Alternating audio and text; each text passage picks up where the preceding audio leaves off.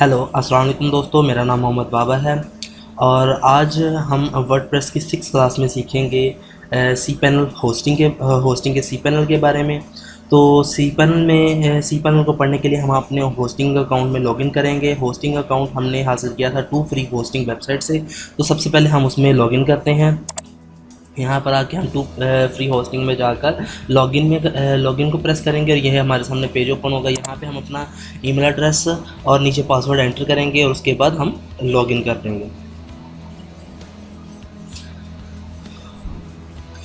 Login होने के बाद यहाँ पर ऊपर टॉप मेन्यू में से हम सी पैनल को सिलेक्ट करेंगे तो हमारा सी पैनल हमारे सामने शो होगा। यहाँ से हमारे पास बता रहा है कि हमारा इस अकाउंट में सिर्फ एक ही डोमेन रजिस्टर्ड है, तो हम उसमें स्विच होंगे। तो इसके अंदर हम जो मेन चीज़ें हैं उसी को डिस्कस करेंगे। यहाँ पर जो हमारे अकाउंट्स के अंदर अकाउंट्स के हवाले से कुछ टूल्स हैं, हम उसको पढ़ेंगे। इसमें सबसे इम्पोर्टेंट चीज़ जो होती है वो हमारी डिटेल्स होती है। सो डिटेल्स को हमने फाइंड आउट करना है कि डिटेल्स में हमारा डीएनएस ट्रांसफ़र हम इसी तरीके से करते हैं। ये नेम सर्वर ट्रांसफ़र जो हमने यहाँ से की थी, जैसे कि हमने पिछले ट्यूटोरियल में पढ़ा था। ये हमारी वेबसाइट डिटेल्स है, सारी वेबसाइट डिटेल मिलेगी आपको। ये ईमेल डिटेल्स है, यहाँ पे आपका ईमेल में अपनी एंटर कर दें, क्योंकि जब हम किसी होस्टिंग खरीदते हैं तो उसके साथ हमें ईमेल का भी हम उसमें अपना अकाउंट बना सकते हैं। और इसके अलावा फ़ाइल ट्रांसफ़र डिटेल जो हम फाइलज़ीला या दूसरा स्मार्ट एफटीपी क्लाइंट के ज़रिए जो है अपनी होस्टिंग पैनल के अंदर यानी कि अपने सर्वर के ऊपर हम फाइल्स को अपलोड कर सकते हैं इसके ज़रिए। वेबसाइट बिल्डर डिटेल्स ये है कि इस वेबसाइट का कुछ अपने बिल्डर्स हैं जिसके ज़रिए से हम एक फ्री वेबसाइट बना सकते हैं। फ्री वेबसाइट बनाने के लिए हम ज़्यादातर यूज़ करते हैं वर्डप्रेस, तो हम इसके बिल्डर को यूज़ नहीं करेंगे। सिंपल इसमें और कोई चीज़ ज़्यादा इंपॉर्टेंट नहीं, सिर्फ इसमें हमारी डिटेल्स हैं। और एक गेटिंग स्टार्टेड ट्यूटोरियल्स हैं कि हम इसके अंदर किस तरीके से ट्यूटोरियल को हम इसको किस तरीके से होस्टिंग को यूज़ कर सकते हैं। अपग्रेड के हवाले से ये है कि हमारा फ्री अकाउंट है, सो अगर हमने इसको अपग्रेड करना है ख़रीदना है तो उसके लिए यहाँ से है। और अगर अपने होस्टिंग पैनल का पासवर्ड चेंज करना है तो आप यहाँ से कर सकते हैं। इसके अलावा नीचे फेसबुक है और ट्विटर, और ये जो मज़ीद इसके टूल्स हैं ये ज़्यादा इंपॉर्टेंट टूल्स नहीं हैं। ये सिर्फ इनके फेसबुक पेज को हम विज़िट कर सकते हैं इसके थ्रू से, और ट्विटर पेज को फॉलो कर सकते हैं। और ये सारा कुछ ये इनकी फॉलो या सोशल मार्केटिंग आइकन है।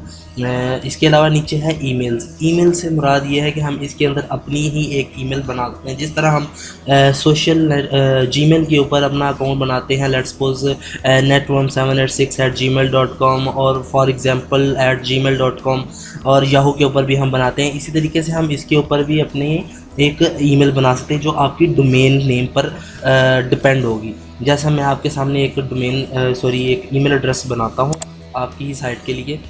तो यहाँ पर आएंगे, यहाँ पर मैं लिखूँगा सिंपल एडमिन, सिंपल यहाँ पे लिख देता हूँ एडमिन, और आगे यहाँ पे आपको नज़र आ रहा है @onlinetutor.tk। जब मैं इसको बनाऊँगा यहाँ पे हम अपना पासवर्ड रख लेते हैं, जो भी रखना चाहते हैं, और अगेन पासवर्ड लिखेंगे। और मेल बॉक्स कोटा ये होता है कि इसके अंदर हम जो ईमेल चाहते हैं कि इससे ज़्यादा ईमेल्स ना आए, तो वो हम यहाँ पर कोटा मेंशन कर सकते हैं। इसको हम चेंज भी कर सकते हैं, लेकिन हमने 100 रखा हुआ कि 100 से ज़्यादा मेल इसमें नहीं आ सकें। सो हम ये अकाउंट क्रिएट करेंगे तो हमारे एक ईमेल एड्रेस क्रिएट हो जाएगा। तो वो ईमेल एड्रेस हमारा कहलाता है यहाँ पर admin@onlinetutor.tk। ठीक है, जिस तरह हम जीमेल के ऊपर बनाते हैं, लेट्स सपोज admin@gmail.com, सो यहाँ पर हमारा बनेगा admin@onlinetutor.com। अब हम यहाँ पे सिर्फ हम अपनी एक अकाउंट बना सकते हैं। ये हमारा एक अकाउंट बन चुका है admin@onlinetutor.com। यहाँ से हम अपनी मेल बॉक्स में एंटर कर सकते हैं वेब मेल के अंदर, और यहाँ पे इसका डाटा यूजेस के बारे में बताया गया, कितने इसका डाटा यूज़ हुआ है, कितने MB का कोटा है इसमें, और ये सारा कुछ इसका ये अपना पासवर्ड वगैरह चेंज कर सकते हैं। आप यहाँ से बैक जाते हैं। इसके अलावा मैनेज फॉरवर्डर्स के अंदर हम आते हैं। मैनेज फॉरवर्डर का काम ये होता है कि अगर आप चाहते हैं कि आपको जो मेल मौसूल हो जो आपने यहाँ पे जनरेट की थी, और वो मेल जो है आपको मौसूल हो आपकी कहीं जीमेल या याहू की ईमेल के अंदर, तो आप यहाँ पर एक ईमेल फॉरवर्डर लगा सकते हैं। लेट्स सपोज अगर आप यहाँ पर एक ईमेल बनाते हैं, लेट्स सपोज स्पोर्ट, ठीक है, sport@online.tk। तो आप ये चाहते हैं कि ये फॉरवर्ड हो जाए आपकी किसी याहू या जीमेल के अंदर, ताकि आप इजीली इस मेल को एक्सेस कर सकें। आप बार बार अपने सी पैनल में लॉगिन होना अगर पसंद नहीं करते तो आप उसको फॉरवर्डर लगा सकते हैं। लिहाजा मेरे पास एक ईमेल पड़ी हुई है तो हम वहाँ पे इसको फॉरवर्ड कर देते हैं। ठीक है, मेरे पास ये ईमेल एड्रेस है, मैंने ये ईमेल एड्रेस लिखा है। इसका मतलब sport@onlinetutor.tk जो है वो हमारी net17862@gmail.com पर ट्रांसफ़र हो जाएगी। जब भी कोई इस ईमेल पर हमें मेल सेंड करेगा वो हमें इस मेल पर मौसूल हो जाएगी। तो इसको हमें ऐड फॉरवर्डर कर देते हैं। तो ये हमारी एक मेल क्रिएट हो गई है sport@onlinetutor.tk, और यहाँ पर ये इसका बता दिया है कि ये फॉरवर्ड हो जाएगी इस मेल पे जब भी कोई इसको करेगा। सो हमने एक फॉरवर्डर ईमेल बनाना भी सीख लिया है। इसके बाद ये एडिड MX रिकॉर्ड है, इसका ज़्यादा इस्तेमाल नहीं होता और ना ही मेल सर्विस कंट्रोल का सेंट मेल लॉग्स का, इसलिए ज़्यादा इंपॉर्टेंट नहीं है। इसके बाद वेब मेल है जो ज़्यादा इंपॉर्टेंट है, हम इसको ओपन करते हैं। ये वेब मेल वो है कि जहाँ पर हम अपने मेल में एंटर हो सकते हैं, जहाँ पे हमारा इनबॉक्स आउटबॉक्स और सेंट आइटम वगैरह यहाँ पर हमें शो होती हैं। तो सिंपली हम यहाँ पर इसको क्लिक किए, यहाँ पर दो हमारे पास प्लेटफॉर्म है जिसके अंदर हम अपनी वेब्स को ओपन कर सकते, मेल्स को ओपन कर सकते हैं। तो आप किसी में भी ओपन कर सकते हैं, मैं इसमें कर लेता हूँ ओपन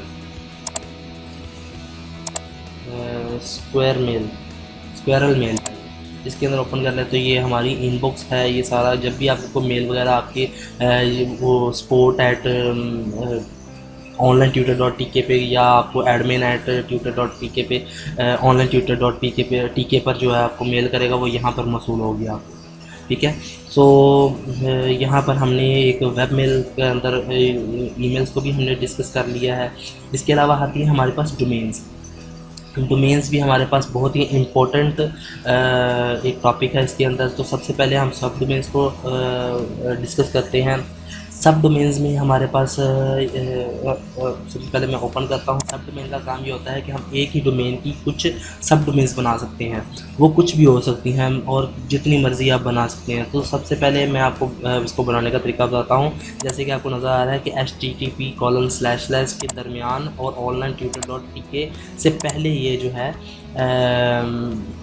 हम एक और पेज बना सकते हैं। लेट्स सपोज मैं स्टोर बनाना चाहता हूँ इस वेबसाइट के ऊपर STORE, तो सिंपली मैं इसको लिखने के बाद क्रिएट करूँगा। तो इसको ओपन करने का तरीका क्या होता है, ये हमारा लिंक बन जाता है store.onlinetutor.tk।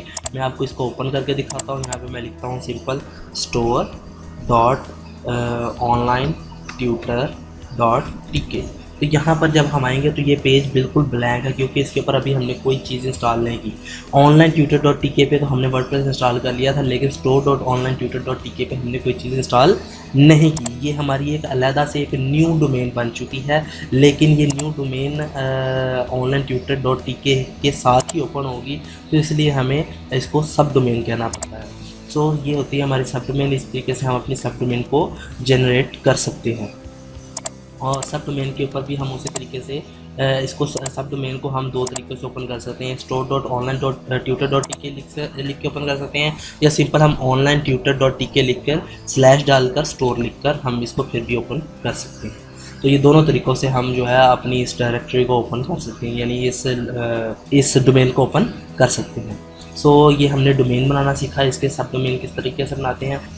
इसके अलावा पार्ट डोमेन्स है जिसका हमें ज़्यादा इस्तेमाल नहीं होता। इसके बाद ऐड ऑन डोमेन्स है। ऐड ऑन डोमेन्स का मतलब है कि आप इसी डोमेन के साथ एक और डोमेन ऐड कर सकते हैं। यहाँ पर आप इसकी अपनी प्रीमियम डोमेन ले सकते हैं या फ्री होस्टिंग डोमेन को ही आप बना सकते हैं। सो आप एक डोमेन के साथ दूसरी डोमेन बना सकते हैं। ये सब डोमेन से इसलिए मुख्तलिफ होती है कि इसमें आप प्योर एक न्यू साइट बना सकते हैं। लेट्स सपोज अगर हमने एक साइट बनाई थी onlinetutor.tk, तो आप एक में बना सकते हो onlineteacher.tk लेट्स सपोज, तो वो अलग एक डोमेन हम इसके थ्रू से एंटर कर सकते हैं। और अगर आपके पास अपनी कोई आपने .tk से कोई परचेज़ किया तो आप यहाँ से एक और इसके साथ इसी होस्टिंग के अंदर उस डोमेन को भी अटैच करवा सकते हैं। सो इसका मतलब है कि हमें न्यू किसी डोमेन के लिए एक न्यू होस्टिंग की ज़रूरत नहीं होती, बल्कि हम एक ही होस्टिंग के अंदर एक से ज़्यादा डोमेन्स को अटैच करवा सकते हैं। और रीडायरेक्टर्स का काम क्या होता है कि अगर आपने अपनी कोई डोमेन हम बाय कर ली है, जिस तरह ये onlinetutor.tk, आप ये चाहते हो कि ये वाली जो डोमेन है ये कहाँ पर रीडायरेक्ट हो जाए, तो आपके पास अगर कोई डोमेन है तो आप वहाँ पे इसको रीडायरेक्ट करवा सकते हैं। लेट्स सपोज आपके पास यहाँ पे डोमेन है मैं मिसाल दे रहा हूँ google.com। तो आप जैसे ही इसको लिखोगे ऑनलाइन ट्यूटर डॉट टी के ऐड, इसको अगर मैं ऐड करता हूँ तो जैसे ही आप ऑनलाइन ट्यूटर डॉट टी के को लिखोगे तो वो सीधी आपकी google.com पर चले जाएगी। लेकिन हम इसको अभी रीडायरेक्टर नहीं लगाना चाहते। ये उस वक्त होता है जब आप कोई न्यू डोमेन ख़रीद लेते हो, अपनी पेड डोमेन ख़रीदते हो, तो ये उसके लिए होता है, ताकि आपके जो इस डोमेन पर आने वाले विजिटर्स हैं वो भी ख़राब ना हो, और जिनको आपकी न्यू डोमेन के बारे में नहीं पता अभी, तो वो अपने ब्राउज़र में यही लिंक लिखें तो वो आपके न्यू डोमेन के ऊपर ऑटोमेटिकली ट्रांसफ़र हो जाएगी। तो ये हमारे रीडायरेक्टर का काम था। सो आज हमने इस क्लास में हमने सीखा अकाउंट्स के बारे में, ईमेल के बारे में और डोमेन्स के बारे में। सो नेक्स्ट क्लास में हम मज़ीद टूल्स के बारे में पढ़ेंगे। तो तब तक के लिए मुझे इजाज़त दीजिए। मुझे उम्मीद है कि आप लोगों को ये ट्यूटोरियल पसंद आया होगा।